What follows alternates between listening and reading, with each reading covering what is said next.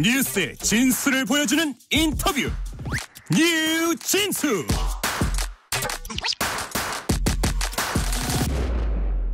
뉴스의 진수를 보여주는 인터뷰 뉴진수. 총선을 앞두고 여야 각 당의 목소리를 차례로 들어보고 있습니다. 오늘은 녹색정의당입니다. 녹색정의당 원내 수석 부대표인 장혜영 의원과 함께 공천 상황, 또 총선 판세, 그리고 서울 마포을 출마 관련 포부도 같이 들어보겠습니다. 안녕하십니까? 네, 안녕하세요. 예. 지금 그 청취자분들 중에서는요, 내가 당명을 잘못 말한 게 아닌가 하는 분도 계실 것 같아요. 정의당 아닌가? 아직 네. 좀 생소한 분도 계실 것 같은데, 녹색정의당. 왜 정의당이 아니고 녹색정의당인가 설명해 주실까요? 네, 사실 지금도 정의당과 녹색당이 있다라고 설명을 드릴 수도 있을 것 같은데, 이제 이번 선거가 네. 사실은 너무나 이 기후 위기를 앞두고 네. 이걸 어떻게 극복할 것인가, 또 우리 사회의 불평등을 어떻게 해소할 것인가, 그리고 이 차원의 문제를 해결하기 위해서 진보 정당들이 어떻게 힘을 모아서 치를 것인가, 이런 과제를 앞둔 선거잖아요. 네네. 그래서 이번 22대 총선에서는 녹색당과 정의당이 선거연합정당을 만들어서 이 선거를 같이 연대로 돌파해보자라고 하는 차원에서 녹색정의당이라고 하는 이름의 이제 선거연합정당을 만들어서 추진을 하고 있고, 네네. 그래서 녹색정의당이다, 이렇게 말씀을 드리겠습니다. 예. 전남 지역 공천은 지금 마무리됐다는 소식이 들리던데요. 네. 종합적인 녹색정의당의 공천 진행 상황도 좀 들어보겠습니다. 네, 일단 1차적인 공천이 좀 이제 마무리가 됐다, 네네. 말씀을 드릴 수 있을 것 같은데요. 일단은 저 포함해서 11개 지역구에서 후보가 1차적으로 공천이 됐고, 네. 이제 또 3월 11일까지 추가로 지역구 후보들을 좀 더 공천을 해나갈 예정이고요. 이제 비례대표 후보에 관련해서는 네. 최근에 이 3번, 4번 경쟁 명부 선출이 완료가 됐고, 1번은 이제 보건의료노조의 나순자 전 위원장님께서 이제 노동이자 또 보건과 돌봄을 대표하는 후보로 공천이 되셨고, 2번은 이제 녹색당에서 오랫동안 지역에서 활동을 해왔던 청년 정치인인 허승규 네. 후보가 또 공천이 됐습니다. 지금 그 선거 연대 말씀 나온 관련 질문을 좀 드리고 싶은데, 네. 지금 민주당과의 선거 연대에 있어서는 중앙당 차원에서의 지역구 연대 협상은 안 한다. 하지만 지역 차원에서 개별적인 협의는 상호 존중하기로 결정됐다라고 돼 있는데, 이 우선 민주당과의 이 선거 연대 협상은 왜 중단된 거라고 이해하면 될까요? 네, 사실 민주당과의 선거 연대라고 하는 거는 예. 민주당이 사실상의 위성 정당을 출범하면서 첫 단추가 크게 잘못 깨었다, 이렇게 말씀을 드리는 게 좀 정확하지 않을까 싶은데요. 네. 사실 이제 정치를 우리가 바꾸기 위해서, 정치 개혁을 위해서는 국민을 닮은 국회를 만들어야 되고, 그러기 위해서는 이제 국민들의 다양성을 국회에 반영할 수 있도록 네. 다양성과 비례성을 보장하기 위한 연동형 비례대표제를 이제 우리가 국회에서 공조로 지난 20대 국회에서 만들지 않았습니까? 네네. 근데 이 연동형 비례제를 지키는 선택을 한 것까지는 좋았는데, 그 연동형 비례제의 취지는 예. 너무나 이 국민의힘과 더불어민주당이라는 두 개의 양당에게 유리하게 기울어져 있는 선거 제도에서 예. 적어도 이 비례대표 의석 47개만큼은 소수 정당들이 정정당당하게 경쟁할 수 있도록 하는 공간으로 만들자라는 취지를 가지고 만들어진 거였잖아요. 예. 근데 그 공간을 양당이 다시 치고 들어오겠다라고 하는 것이 이 위성정당 프로젝트의 핵심이기 때문에 민주당이 이 위성정당을 만들겠다고 하는 순간 이제 민주당과의 정치개혁을 위한 연대는 첫 단추부터 큰 손상을 입었다, 이렇게 말씀드릴 수 있는 거죠. 예. 그러면 일단 저희는 위성정당에 합류하지 않았고, 네. 그러고 나면 사실 남아있는 연대라고 하는 거는 굉장히 어려운 상황에서 치러질 수밖에 없는 것이고, 뭐 지역의 일부 어떤 뭐 지역구에서 단일화 논의나 이런 게 필요하다고 이제 요청되는 부분들이 있었기 때문에 뭐 공당으로서 뭐 최선을 다해서 이제 만나서 협상을 해봤지만 서로의 생각이 너무 달랐기 때문에 이제 지역구 협상에서도 중앙 차원에서의 유의미한 결과를 도출하지는 못했던 것이고요. 그리고 무엇보다도 지난 목요일 본회의를 통해서 전혀 생각하지 못했던 정치개혁의 또 다른 방향인 비례대표 의석을 확대하는 것과 예. 정확히 반대되는 비례대표 의석을 한석, 오히려 예, 한석 줄이는 예. 결정을 민주당이 국민의힘과 함께 함으로 인해서 이제 민주당과의 정치개혁이라고 하는 커다란 공조 자체가 너무나 가능하지 않게 된 상황을 마주하게 된 것이죠. 비례대표제 47석이라는 본연의 취지에 어긋나는 단추를 깬 상황에서 어떻게 함께 하겠느냐라는 말씀이신 것 같은데 혹시 그 이유와 덧붙여서 통합진보당의 후신인 진보당의 참여에 대한 불편함도 일부 고려가 됐을까요? 그건 아마 민주당 차원에서 고민을 할 문제가 아니었을까 싶은데요. 네. 그리고 그래도 실리만 좀 따져봤을 때 그래도 비례연합정당에 참석하면은 몇 석 정도는 보장받을 수 있지 않았을까 하는 그런 고민은 할 수 없었을까 하는 생각도 듭니다. 네. 물론 지도부에서 네. 또 명분을 고민하는 만큼 네. 실리에 대해서도 고민을 하지만 이제 그럼에도 불구하고 저는 우리 대한민국 시민들이 진보 정치에 대해서 기대하는 양심이라는 게 있다고 생각을 합니다. 네네.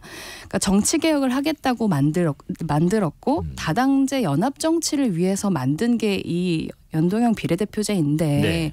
이것의 취지를 정면으로 위배하는 위성정당에 들어가면서 우리에게 정치개혁의 명분을 달라라고 하는 것이 과연 진보의 양심을 걸고 가능한 것인가에 대해서 예. 당적으로 굉장히 진지한 논쟁이 있었고 그 논쟁의 결과 물론 실리에 대해서도 굉장히 중요한 고려를 했지만 예. 결과적으로 저희는 만장일치로 이 위성정당에 참여하지 않는다라고 하는 결론을 내렸거든요. 네네. 이제 그렇기 때문에 그 부분들에 있어서 설령 일정 부분의 실리를 포기한다고 해도 진보의 양심을 지키는 선택을 한 부분을 이제 국민들께서 알아주실 것이라고 저희는 또 믿고 있는 부분이죠. 그리고 또 하나가요. 지금 민주당과 조국혁신당 이 총선에서 연대 가능성 손을 잡는 것을 시사하는 것과 관련해서 네. 녹색정의당은 강하게 비판한 것으로 알고 있습니다만 그 비판 이유도 좀 들어보겠습니다. 네. 사실 조국혁신당과의 민주당의 연대뿐만 아니라 저는 이번에 국민의힘에서 이 유영아 변호사, 네네. 박근혜 전 대통령을 변호했었던 변호사를 단수공천하는 걸 보면서 양당의 이번 총선이 범죄와의 연대로 치러지고 있다. 이런 생각을 하게 됐습니다. 네. 박근혜 대통령 그리고 유영아 변호사 또 지금 기재부 장관으로 활동하고 있는 최상목 장관 이런 분들이 사실 다 저희가 지난 탄핵으로 대한민국의 국정농단의 책임을 물어서 탄핵을 했고 거기에 다 연루되어 있는 분들이란 말이에요. 네네. 그런데 이런 분들을 정치적으로 완벽하게 복권해주고 심지어 정치적 연대를 하고 있다는 점에서 국민의힘은 사실상 국정농단 탄핵 세력과의 연대를 하고 있고 조국 전 장관님은 무엇보다도 자녀의 입시 비리 문제 그리고 청와대에서의 감찰 무마 의혹 이걸로 2심에서도 이런 실형이 나올 정도의 물론 이제 3심을 계속 다투겠다고 말씀을 하셨지만 그런 범죄로 사법부의 판단을 받고 계시는 분이에요. 그런데 이런 부분에 있어서 부끄러움을 느끼고 자성을 하거나 성찰을 하는 방식으로 국민들 앞에서 진정성을 보이는 것이 아니라 오히려 심지어 비례연합정당, 위성정당을 만들 때도 함께할 수 없다고 했던 조국혁신당과 이제는 민주당에서 적극적으로 연대를 하겠다라고 하는 것은 민주당 차원의 또 다른 범죄와의 연대가 아닌가. 도대체 대한민국의 정치가 어떻게 이렇게까지 타락할 수 있는가. 전 보면서 그런 참담함을 많이 느낍니다. 예. 그리고 이번에 그런 보도도 많았습니다. 뭐 투표 어떤 기호 몇 번이 누가 될 것인가, 몇 번에 어느 당이 들어갈 것인가 하는 것들. 여야의 공천이 지금 마무리 단계에 접어들면서 지금 제3지대에 또 윤곽이 좀 잡혀가고 있는데 이른바 뭐 현역 이삭줍기를 통해서 기호 3번을 노려왔지만 이게 쉽지는 않아 보인다는 전망도 있는데 기호 3번 사수 가능하리라 예상하실지요? 참 이런 부분이 정치를 희화화하는 부분이라고 생각하는데요. 지난 21대 총선에서 위성정당 만들 때도 양당에서 의원 꺼주기 하면서 조금이라도 위성정당들에게 앞번호를 부여하기 위해서 자당의 의원들을 파견하는 방식으로 앞번호들을 이제 탈환했죠. 사실상 도둑질이라고 할 수 있죠. 이번에도 비슷한 일이 일어날 거라고 보는 것이 안타깝지만 현실적인 예측이 아닐까 싶습니다. 이번에도 비슷할 것이다 예상을 하셨고요. 자, 그리고 이제 녹색 정의당 얘기를 좀 해보겠습니다. 총선을 지금 30여일 정도 앞둔 상황에서 녹색 정의당 지지율이 조금 더 힘을 얻어야 할 것으로 보이는데 네. 이 지지율을 좀 끌어올리기 위한 보관이 있다면 어떤 게 있을까요? 사실 지지율이 특히나 이 제3지대에 나와 있는 저희야 뭐 오랫동안 제3지대를 지켜온 대표 정당이기는 합니다만 지지율 올리기가 되게 어려운 상황 구조 속에 있는 것 같기는 해요. 네네. 그리고 그건 아마도 예전에 비해서 특히나 언론에서 이제 제3당의 정당들이 어떤 정강 정책을 보여드릴 수 있는 부분이나 혹은 이슈에 대해서 현안에 대해서 의견을 말씀드릴 수 있는 기회 자체가 많이 줄어든 것도 이제 한 몫을 하고 있다는 생각이 들어서 네네. 자주 불러주시면 감사하겠다는 말씀도 드리고 싶고요. 무엇보다 결국에는 저희가 가치연대를 하고 있는 유일한 제3지대 정당이다라고 하는 걸 국민들께 강하게 말씀드려야 되지 않을까 싶어요. 그러니까 결국은 기후위기의 문제 그리고 그걸 심화시켜온 불평등의 문제에 대해서 진보의 양심을 지키면서 끝까지 국민들께 희망의 씨앗을 보여드릴 수 있는 정당으로 녹색정의당의 활동들을 지역에서 이제 국민들을 직접 만나 뵈면서 열심히 설득을 드려야 되지 않을까 싶고 또 제가 출마하는 지역입니다만 이제 저희가 서울에 지금 나가는 후보가 4명이 있거든요. 마포 을에 제가 있고 마포 갑에 녹색당에서 오신 김혜미 후보가 있고 또 은평에는 김종민 저희 정책위 의장이 있고 그리고 또 이제 아직 출마 선언을 안 하고 계시지만 노원 지역에서 한 분이 더 준비를 하고 계시거든요. 근데 그중에서도 저희는 기후 선거구라고 얘기를 하는 이 마포에서 어떤 승부를 보여내는가가 굉장히 중요하다. 사실상 이번 선거가 과거 대 미래의 싸움이다라고 규정을 한다면 이 마포에서의 싸움이 이 미래를 위한 녹색정의당의 싸움을 국민들께 잘 보여드릴 수 있는 중요한 싸움이지 않을까. 그걸 열심히 해야 된다. 이런 말씀들 주시는 분들이 많이 계십니다. 어떤 정강 정책에 대한 어필 이런 것들에 대한 소구를 좀 더 많이 할 기회를 갖고 또 적극적으로 하시는 것도 중요하다고 하셨는데 이런 부분도 고민되실 것 같기도 했어요. 총선 앞두고 지금 박원석 전 의원 또 배복주 전 부대표 그다음에 류호정 의원까지 전 의원까지 이제 청년 그룹이랄까요? 잇따라 좀 당을 떠난 것도 사실 이런 지지율 관련해서 좀 부담되는 부분은 아니었을까 싶습니다. 어떻게 생각하세요? 뭐 아픈 이름들이네요. 저에게는 뭐 제3지대의 뭐 미랄들이 되어서 다른 자리에서 이제 계시는 분들은 뭐 그 자리에서 이제 국민들의 마음을 얻기 위해서 노력하고 계시다고 보고요. 뭐 녹색정의당의 지지율은 녹색정의당이 잘해서 올려야 되는 부분이겠죠. 자, 그럼 앞서 뭐 기후 위기도 잠시 언급하셨습니다만 조금 구체적으로 이번 총선을 겨냥한 녹색정의당이 아까 기후 관련된 어떤 그 허브도 말씀하셨는데 주요 정책은 뭐가 있을까요? 일단 전체 차원에서 말씀을 드리면 사실 이제 저희 당에 이번에 7개의 정책 관련된 본부가 있고 저는 아무래도 지난 4년 동안 국회 기획재정위원회에서 활동을 하다 보니까 지금 또 한계 자영업자 소상공인들 부채 문제가 정말 심각하지 않습니까? 이 부분에 대해서 이제 지난주에 공약을 발표를 했는데요. 그러니까 물론 부채는 개인이 갚을 수 있는 만큼 빌려서 상환을 하는 것이 원칙이기는 합니다만 지난 코로나 시기를 돌아보면 사실 정부의 정책으로 인해서 자영업자들이 강제로 영업정지를 당하고 또 그 시기에 우리가 재정을 풀어서 버티기보다는 빚내서 버티라는 방식으로 금융지원을 훨씬 많이 했었어요. 근데 그 부채가 지금까지 계속 고금리랑 맞물리면서 악화되는 상황이 있거든요. 그래서 이런 한계 자영업자 소상공인들을 위한 이제 부채 탕감 정책을 이제 발표를 해서 이제 은행권에서 15조 그리고 정부에서 15조 정도를 모아서 30조 정도의 이제 회생 기금을 만들어서 이런 일종의 사회적 부채라고 얘기할 수 있는 소상공인 자영업자들의 부채를 탕감해 드리는 이런 정책을 발표한 바 있습니다. 또 국회 귀재위에 계셨기 때문에 그런 예산적인 측면에서 어떤 대안 마련도 깊이 있게 하시는 것 같습니다.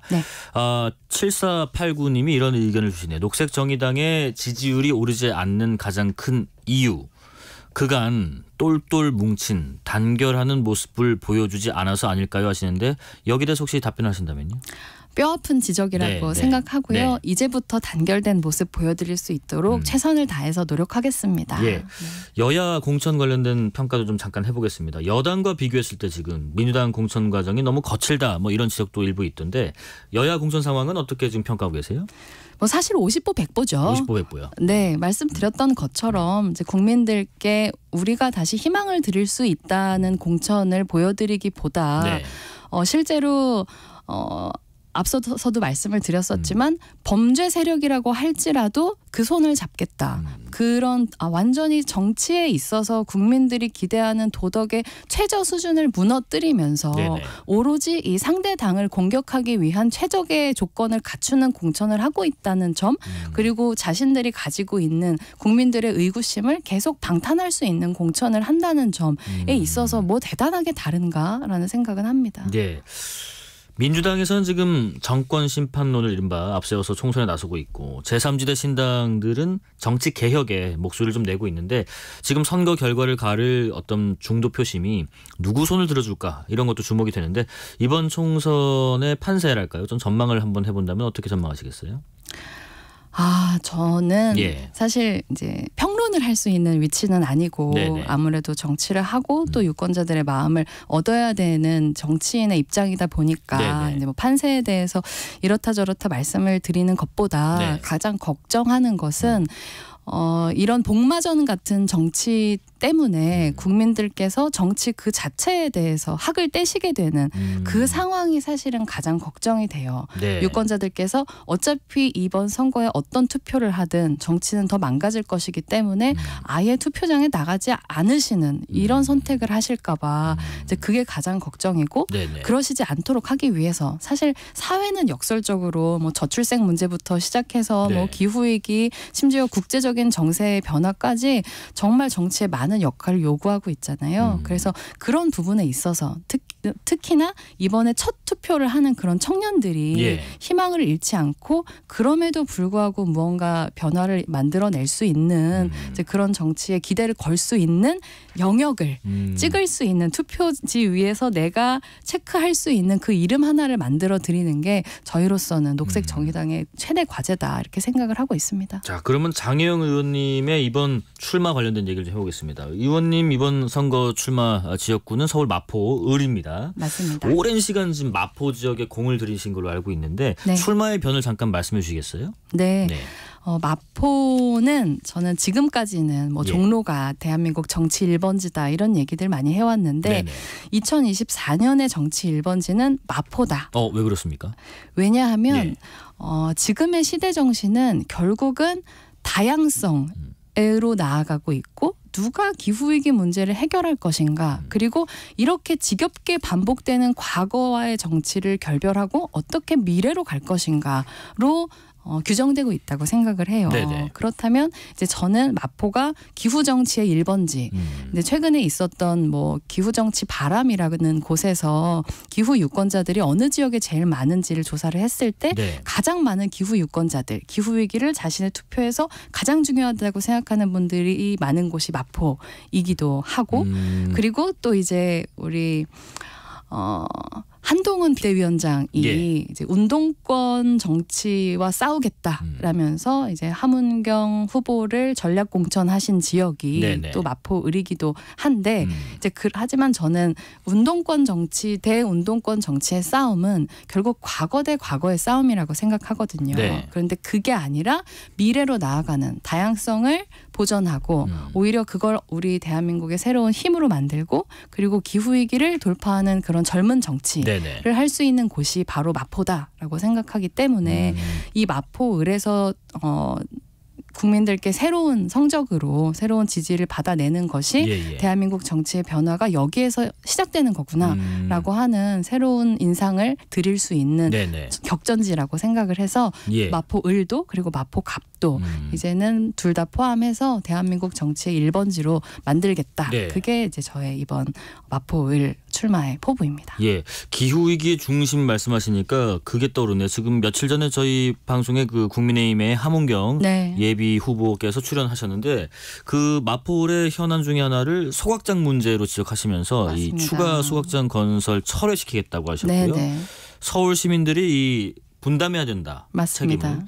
이런 얘기도 하셨는데 뭐 쓰레기 양도 줄여야 한다는 말씀하셨고 공감되는 내용 혹은 좀 다른 의견 있으시면 말씀해 주실까요? 사실 이 마포구의 쓰레기 소각장 문제가 예. 마포 최대의 현안이에요. 네네. 그래서 이 문제에 있어서는 국민의힘도 녹색정의당도 민주당도 입장이 다 같습니다. 이거는 마포구에서 이제 백지화시켜야 된다라고 하는 걸 똘똘 뭉쳐서 1년이 넘도록 계속 싸워오고 있는데요. 네네. 근데 오히려 저는 이 자리를 빌어서 네. 역으로 지금 현역 의원이신 마포 을에서만 3선을 하셨던 정청래 의원님 예. 그리고 이제 군산에 계셨지만 이번에 마포로 오셔서 도전장을 내미신 하문경 후보님께서 대답해 주셔야 되는 문제가 있다고 생각해요. 네. 모두가 이 소각장을 백지화시켜야 된다라고 말을 하는데 네. 이 소각장 백지화의 배경이 되는 이제 수도권 매립지에 더 이상 쓰레기를 매립하면 안 된다는 정책은 문재인 정부 때의 정책입니다.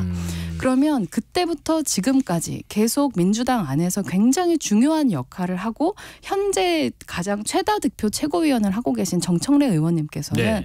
사태가 이 지경이 되도록 도대체 무엇을 하셨는가 이 소각장 문제를 막지 않고 네네. 이것에 대해서 대답을 주셔야 되고 하문경 후보께서는 네. 사실 지역에서 오래 하신 분이 아니라 지역의 전략공천 되신 분이잖아요. 네네. 근데 이 소각장 문제를 밀어붙이고 계시는 분은 바로 서울시장, 여당 소속의 서울시장인 오세훈 시장이세요. 예. 그렇기 때문에 저는 이 하문경 후보님의 소각장 반대 입장에 무게감 그리고 진실성이 실리기 위해서는 한동훈 비대위원장 오피셜로 네네. 이 소각장 문제를 백지화하겠다는 약속을 받아내셔야 된다고 생각합니다. 그러지 않고서는 그냥 공연불에 가까워질 수밖에 없다. 네. 그래서 이 문제에 있어서 정말로 이 모든 정당들의 입장이 같다면 주민들 앞에서 공개 토론을 해서 이 문제에 대해서 제가 말씀드린 이 두 부분에 대해서 답을 해주시고 네네. 그리고 이 문제는 새 후보 중 누가 당선이 되더라도 반드시 막겠다라고 하는 걸 주민들한테 확언을 드려야 된다. 네네. 이렇게 말씀드리겠습니다. 한 분은 사과를 하셔야 되고 한 분은 진정성 있는 약속을 받아내시는 걸 보여줘야지